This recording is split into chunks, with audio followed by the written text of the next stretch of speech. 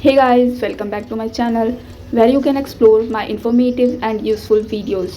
So बिना time waste किए हम स्टार्ट करते हैं अपना ये वीडियो लेक्चर। तो आज का टॉपिक है हाइपरटेंशन और हाई ब्लड प्रेशर। जैसा कि आप सभी जानते हैं, ब्लड प्रेशर एक ऐसा हेल्थ कंडीशन है जो आए दिन किसी को भी सुनने को मिल जाता है, जो बहुत ही कॉमन हेल्थ कंडीशन है। तो आइए जानते हैं सबसे पहले ब्लड प्रेशर के बारे में।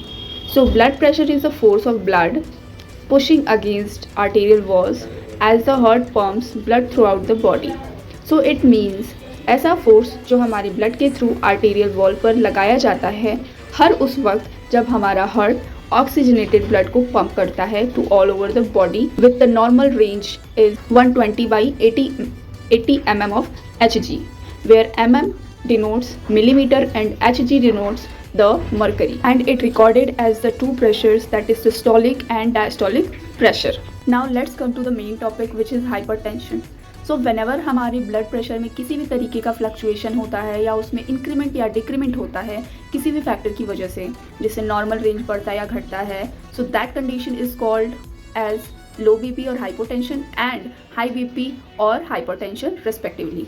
सो इसको हम आगे डिस्कस करेंगे विथ इट्स रेंज। एक बार हम हाइपरटेंशन की डेफिनेशन को देख लेंगे। So hypertension commonly known as high blood pressure which is a condition in which the force of blood against the arterial wall is consistently too high. It means blood pressure जो है वो हमें लगातार बढ़ा हुआ दिखता है। Next we will discuss about the blood pressure categories, which are hypertension stage 1, stage 2 and hypertensive crisis.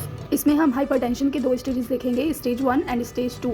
Stage 1 में हमारा जो रेंज होगा सिस्टोलिक एंड डायस्टोलिक का 130 टू 90 mm ऑफ Hg देखने को मिल सकता है, जबकि स्टेज 2 में more than 140-90 mm of Hg blood pressure देखने को मिलता है।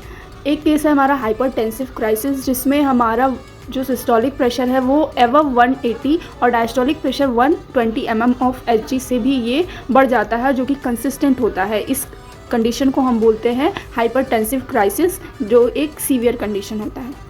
नेक्स्ट हम देखेंगे कॉजेज एंड रिस्क फैक्टर, जिसमें कि अनहेल्थी डाइट हमारा मेजर रोल प्ले करता है, like high in salt and saturated fats intake, lack of physical activity, obesity और बीइंग ओवरवेट, एक्सेसिव अल्कोहल और tobacco use, chronic stress, family history अगर कोई है हमारे हाई ब्लड प्रेशर की, and it may also be secondary to conditions like kidney disease and hormonal disorders as well.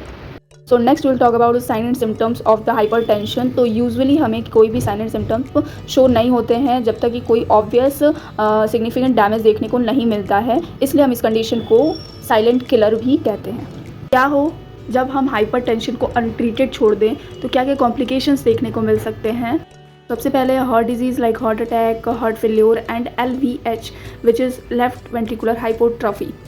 दूसरा है stroke, जहाँ की हमारे जो ब्लड वेसल्स है जो ब्रेन को सप्लाई करते हैं वो या तो वीकेंड हो जाते हैं या तो ब्लॉक्ड हो जाते हैं क्लॉट्स से। नेक्स्ट है हाइपरटेंशन की वजह से किडनी डैमेज भी हो सकता है या तो किडनी फेल्योर भी देखने को मिल सकता है। Last one is cognitive issues like memory loss, dementia. तो कौन कौन से ऐसे टेक्निक्स है, डायग्नोसिस प्रोसीजर है जिससे कि हम हाइपरटेंशन को डायग्नोस कर सकते हैं। So most common and usually हम यूज़ करते हैं स्फिग्नोमैनोमीटर का ब्लड प्रेशर को मेजर करने के लिए, और कभी कभी हम एम्बुलेटरी ब्लड प्रेशर मॉनिटरिंग का भी यूज़ करते हैं फॉर 24 आवर्स। ये जनरली तब हम करते हैं जब कोई भी पर्सन का कंडीशन बहुत ही ज़्यादा सीवियर होता है।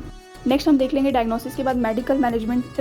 तो सबसे पहला है डायूरेटिक्स, और डायूरेटिक्स एक ऐसा ग्रुप ऑफ मेडिकेशन है जो कि हमारे बॉडी में एक्स्ट्रा फ्लूइड को इकट्ठा होने से रोकता है और उसे हमारे बॉडी से रिमूव कराने में हेल्प करता है, फॉर एग्जांपल फ्यूरोसामाइड और Lasix. Next one is AC inhibitors which is angiotensin converting enzyme, जो कि हमारे ब्लड प्रेशर को लो करने में हेल्प करता है। Third one is calcium channel blockers, जो कैल्शियम को रोकते हैं हमारे हार्ट और आर्टेरियल सेल्स में एंटर करने से। तो these are the chief medications which are used in the management of hypertension.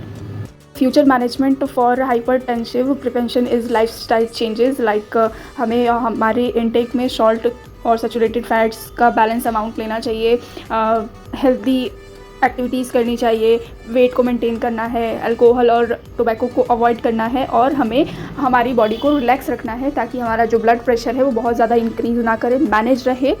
So these are the management for the hypertension.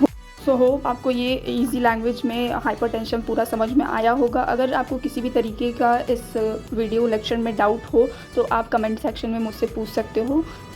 And subscribe for more such informative and useful videos. Thank you so much.